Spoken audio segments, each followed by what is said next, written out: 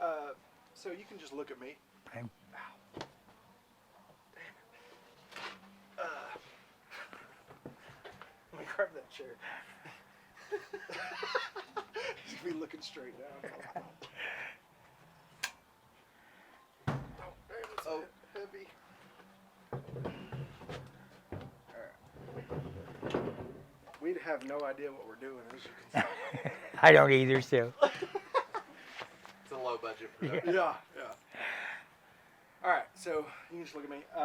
So just give me your name and background, where you're from, any kind of background you want to give. Well, I'm Tom Skinner. I grew up here in Oklahoma, in Bristow, Oklahoma, small town over there, and I went to college at OSU there, where I met all these characters. But I've lived in Oklahoma most of my life, a few other places off and on, but I always end up back here. So this is home. And I live in Tulsa now. Been there for 10, 12 years now.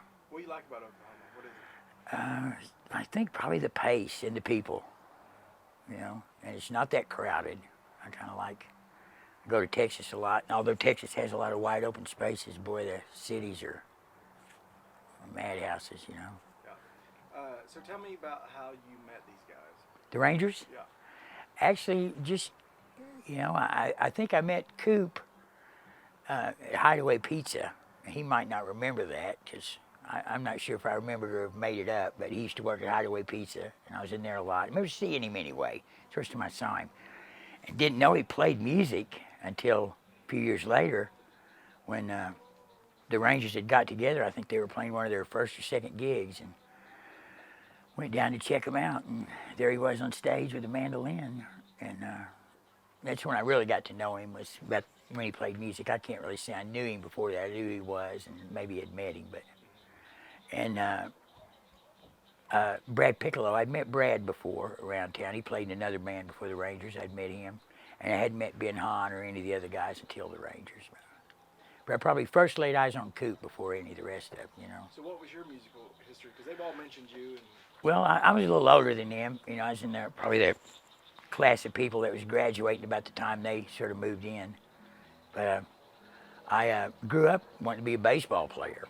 I thought I was going to play baseball for the St. Louis Cardinals all my life, and got to OSU and walked on, tried to walk on and didn't make it and got cut. And I had some friends that smoked pot and played guitar, fell into it with them and said, okay, let me try to do that, and fill that hole in my life with music. And bought an old guitar. I was about 19, bought a guitar and started learning John Prine, Neil Young songs at first. That was, what they turned me on to. And now I had grown up singing in church a little bit. My dad sang in church, and he kind of made, the whole family would sing in church, but it wasn't something I liked to do. I didn't particularly enjoy it. I just kind of had to, But it's, pretty much played music since then, since the baseball career was over with. But yeah, and God, I wouldn't trade it for anything now. I've met so many great people and had so much fun. It's ridiculous, So what bands were you in? Or? Well, when I went to college for 1 year, was out of money, so I went to the Air Force. Joined the Air Force in '74, just to get out of here. Had to work and didn't like working, so I just made a drastic move. Went to the Air Force, and when I got back out of the Air Force, I had the GI Bill, the old GI Bill, which is good. Went back to Stillwater. By then, I learned a few songs, and when I came back, I have two younger brothers that are far more musically talented than me. They were naturally talented. They had already learned to play and sing when I came back, although I'm 3 years older than the next one and 6 years older than the youngest one. And the three of us started singing when I came home, and wow, we had that brother harmony thing going on just without even trying. So we started a band, and I talked him into moving to Stillwater, where I was going to college, and we played around there for several years, and that's how I got going. Really, was that. What was the band called? Skinner Brothers Band. We had a cast of characters that some of them I still play with today. They're still in my band I have today. The lead guitar player has been with me all this time, And those guys know him, Gene Williams. He's one of the old Stillwater guys, but that's pretty much the beginnings of it, How How would you describe? Well, it's a good question. They have a particular racket that those three people make when they're together, and only those three people can make that particular racket. It's just, a sound that they make you split them up and alone they're great, but they have that thing where when they're together it's something special. And they just sort of, they're the epitome of the music around here. They mix in all the elements, all the influences. And I'm sure they do it naturally, because I don't know if they work that hard at it. It looks pretty natural to watch them, but they have the musical elements that drift into Oklahoma. They soak them up and bring it right there, and you can hear it all in there. I can. I feel like I'm kind of a one-trick pony, but those guys can do a lot of different things, And the staying power, It's hard to keep a band together. It's probably harder than being married, But they managed to do it all these years, and they've had a few guys leave, but they're still friends and still play with them. It's not like there's trouble, but the core of the band is still right there, I'm not sure I answered your question, but yeah. And so,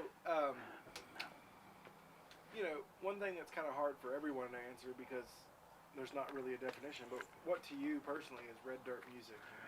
Well, I'm not sure that it's a sound so much as it is a fellowship and a attitude, and there probably is a certain sound to it. But for instance, I kind of was in that Bob Childers group of people, and I don't think I sound anything like Bob Childers. I don't think the two of us sound anything like each other, but we're both classified like that, So I think it's a friendship and a spirit of cooperation and brotherhood, and that's got a lot to do with it. Being from here.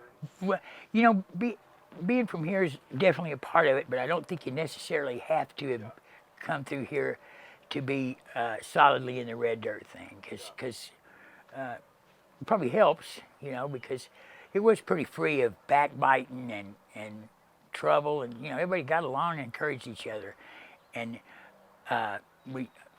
it's not like that everywhere. I've moved around, lived a lot of other places, and there might be cool musical scenes, but it's not like it was in Stillwater everywhere. There's a lot of trouble I saw in other places went on that I don't see with this crew.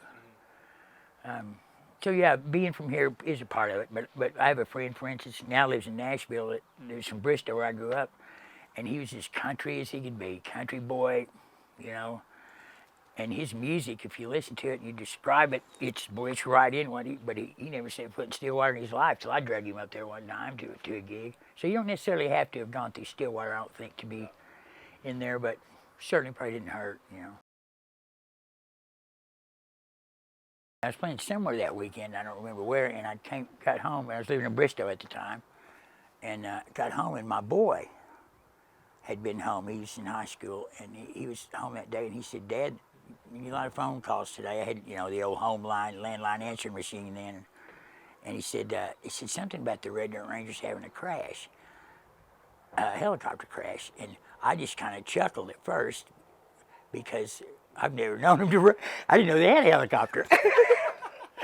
and then I listened to one of the messages, and it was serious.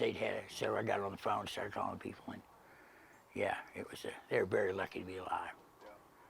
And we're the rest of us are lucky they're alive too. But yeah, it was I imagine for those guys it was I've had a couple of heart attacks, so I've kind of stared death in the face, but not like that. Anything else you want to say about Oklahoma in general? Just being here, and actually, I grew up in Holdenville, Oklahoma, so I drove to Bristow every time I got home. So. One of my childhood heroes was from Holdenville, a guy named George Kernick. Oh yeah, that's right. Really, he was Man, there's some people from Holdenville. There's an actor named Clu Gulager. Yeah, I didn't know he's from Holdenville. Yeah. And then T. Boone Pickens is from Holdenville. Really? Did not know that. T. Boone Pickens is from Holdenville.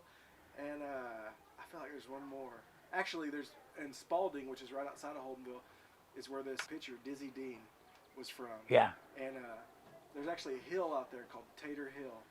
And it's this real steep, weird hill. And the legend is that he used to he didn't have a baseball, so he'd throw a potato over that hill.